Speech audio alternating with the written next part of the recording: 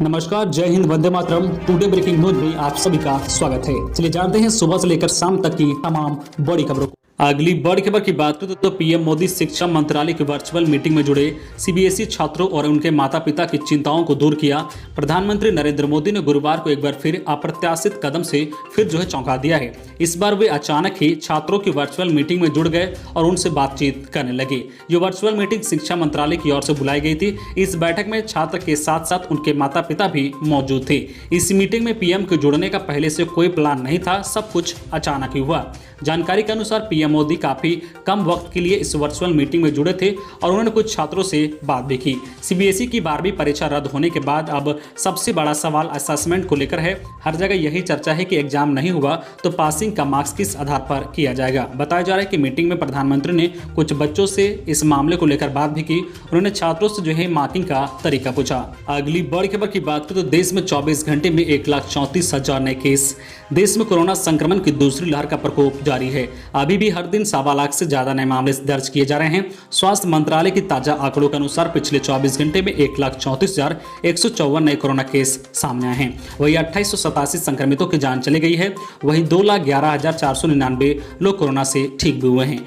यानी कि बीते दिन 80,232 एक्टिव केस कम हो गए हैं। इससे पहले दिन 1,32,788 कोरोना केस सामने आए थे और 3,207 संक्रमितों की जान चली गई थी। वही अब कुल कोरोना संक्रमितों की संख्या बढ़कर 2,84,41,986 पर पहुंच गई है। डिस्चार्ज हुए लोगों की संख्या 2,63,90,584 पर पहुंच गई है। वही कुल अब एक्टिव केस संख्या घटकर 17,13,413 पर पहुंच गई है। वही कुल मौत का आंकड़ा अब बढ़कर 3,37,989 पर पहुंच गया है। अगली बड़ी खबर की बात करें तो यूपी बोर्ड ने रद्द की 12वीं की परीक्षा। सीएम ने कहा कि बच्चों की सुरक्षा पहली प्राथमिकता।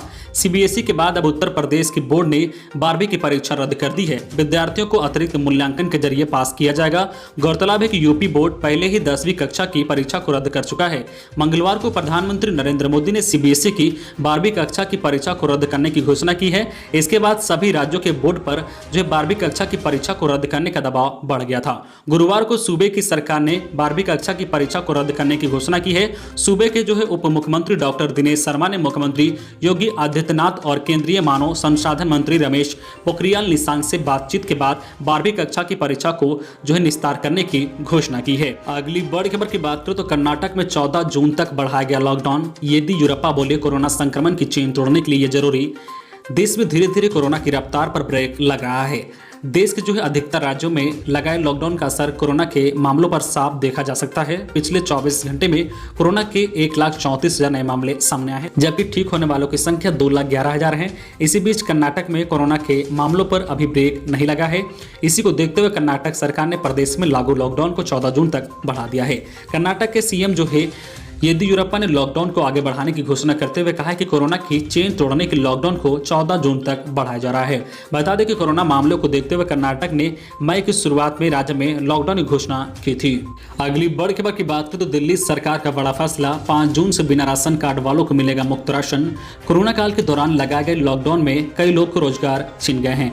ऐसे लोग के लिए दिल्ली सरकार मुफ्त राशन की व्यवस्था कर रही है। दिल्ली में जिन लोगों के पास राशन कार्ड नहीं है उन्हें भी 5 जून से स्कूलों में राशन कार्ड बांटने की तैयारी में सरकार जुट गई है।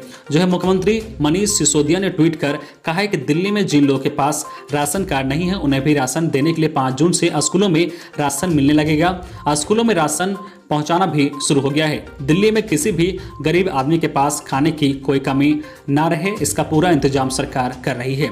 बता दें कि बिना राशन कार्ड वालों को राशन का वितरण दिल्ली में प्रत्येक 280 वार्डों के एक स्कूलों में किया जाएगा। दिल्ली सरकार प्रति व्यक्ति को 4 किलो गेहूं और 1 किलो चावल मुफ्त देगी। दिल्ली सरकार ने पहले ही कोरोना महामारी के कारण लगाए गए लॉकडाउन को देखते हुए गैर पीडीएस लाभार्थियों को मुफ्त राशन देने की घोषणा कर चुकी है। अगली बड़ी खबर की बात करें तो auto rickshaw, AC car, taxi या बस में किसमें ज्यादा तेजी से फैलता है कोरोना। रिसर्च में हुआ खुलासा।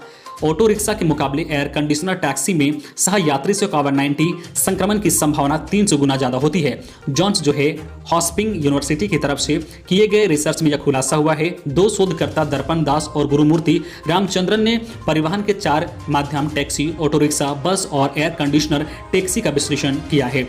रिसर्च का विषय था भारत में कोविड-19 महामारी के दौरान परिवहन की विभिन्न गाड़ियों का जोखिम विश्लेषण विश्लेषण उन्होंने पाया है कि जो है एयर कंडीशनर टैक्सी में बैठे कोरोना पॉजिटिव यात्री से बीमारी की चपेट में आने का करीब जो है 300 गुना ज़्यादा खतरा होता है। शोधकर्ताओं का कहना है कि परिवहन के जो है चारों विकल्पों में से ऑटो सबसे सुरक्षित है। उन्होंने बताया कि एयर कंडीशनर बिना टैक्सी में कोरोना से संक्रमित होने की संभावना 250% तक कम हो जाती है और एयर कंडीशनर बिना टैक्सी में खतरे का हिसाब जो है लगाकर उन्होंने नतीजा निकाला है कि दोनों प्रकार की टैक्सी में खतरा 75% तक कम हो गया जब वाहन 0 से 120 किलोमीटर प्रति घंटे की रफ्तार से चले।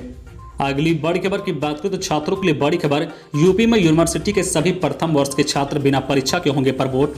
उत्तर प्रदेश के विश्वविद्यालय में स्नातक और स्नातकोत्तर कक्षाओं में प्रथम वर्ष के सभी छात्रों को द्वितीय वर्ष में पदोन्नत किया जाएगा। यूपी विश्वविद्यालय के विभिन्न स्नातक और स्नातकोत्तर पाठ्यक्रमों के अंतिम वर्ष के छात्रों का मूल्यांकन उनकी डिग्री प्राप्त करने से पहले एक परीक्षा के माध्यम से किया जाएगा। यह सिफारिश छात्रों को बढ़ावा देने के तौर तरीकों पर काम करने के लिए गठित 3 सदस्यीय समिति द्वारा की गई है। उन विश्वविद्यालय के लिए जहां वार्षिक योजना के तहत यूजी और पीजी दोनों पाठ्यक्रम चलाए जाते हैं, समिति ने सभी प्रथम वर्ष के छात्रों को द्वितीय वर्ष में पद उन्नत करने का निर्णय लिया है। अगली बड़ी खबर की बात करें तो दांत और मसूड़ों से जुड़े 5 लक्षण हो सकते हैं ब्लैक फंगस की निशानी, समझें और इलाज कराएं। कोविड-19 महामारी की दूसरी लहर के बीच ब्लैक फंगस का ही प्रकोप जारी है। कई राज्यों में इसे महामारी घोषित किया गया है। आंकड़े बताते हैं कि देश में ब्लैक फंगस के 12,000 से अधिक मामले हैं। जो है समस्या यह है कि इसके लक्षण भी लगातार बढ़ रहे हैं। ब्लैक फंगस के सबसे आम लक्षणों में चेहरे का आकार बदलना, जो है काली पपड़ी का बनना, आंशिक जो है पक्षाघात, सूजन, लगातार सिर दर्द और जो है बेहतर मामलों में जो है जबड़े की हड्डी का जो है नुकसान आदि शामिल है। हालांकि जो इलाज करने वाले डॉक्टर कह रहे हैं कि ब्लैक फंगस के कुछ चेतावनी और संकेत बदल रहे हैं और इनकी अनदेखी नहीं की जा सकती है। अगर इन लक्षणों को सही समय पर इलाज कर ली जाए तो सही इलाज में मदद मिल सकती है।